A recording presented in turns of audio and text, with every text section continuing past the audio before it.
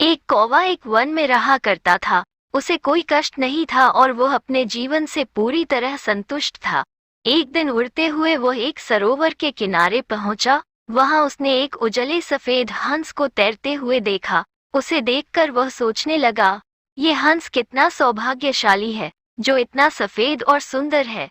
इधर मुझे देखो, मैं कितना काला और बदसूरत हूँ। ये हंस अवश्य इस दुनिया का सबसे खुश पक्षी होगा। वो हंस के पास गया और अपने मन की बात उसे बता दी। सुनकर हंस बोला, नहीं मित्र, वास्तव में ऐसा नहीं है।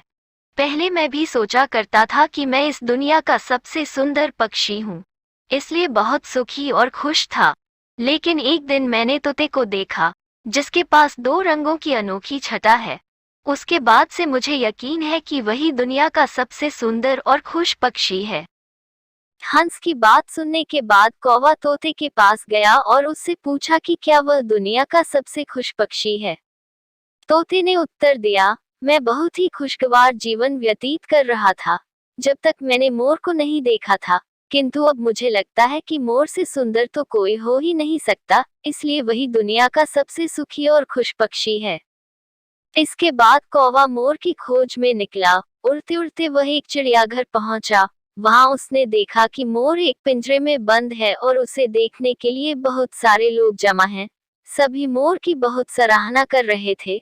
सबके जाने के बाद कौवा मोर के पास गया और उससे बोला, तुम कितने सौभाग्यशाली हो जो तुम्हारी सुंदरता के कारण हर रोज हजारों लोग तुम्हें देखने आते हैं। मुझे तो लोग अपने आसपास भी फटकने नहीं देते और देखते ही भगा देते हैं। तुम इस दुनिया के सबसे खुश पक्षी हो ना। कौवे की बात सुनकर मोर उदास हो गया। वो अब बोला, मित्र, मुझे भी अपनी सुंदरता पर बड़ा गुमान था। मैं सोचा करता था कि मैं इस दुनिया का क्या, बल्कि इस पूरे ब्रह्मांड का सबसे सुंदर पक्षी हूँ, इसलिए खुश भी बहुत था।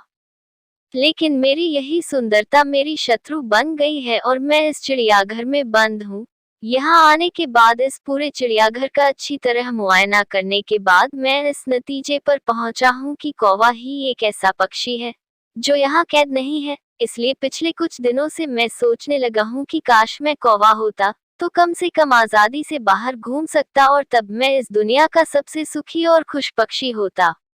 सीख, हम हमेशा दूसरों को देखकर व्यर्थ ही स्वयं की तुलना उनसे करने लगते हैं और दुखी हो जाते हैं। भगवान ने सबको अलग बनाया है और अलग गुण दिए हैं। हम उसका महत्व नहीं समझते और दुख के चक्र में फंस जाते हैं। इसलिए दूसरों के पास जो है उसे देखकर जलने की बजाय हमें हमारे पास जो है उसके साथ खुश रहना सीखना चाहिए। खुशी बाहर ढूंढने से नहीं मिलती, वह तो हमारे अंदर ही छिपी हुई होती है।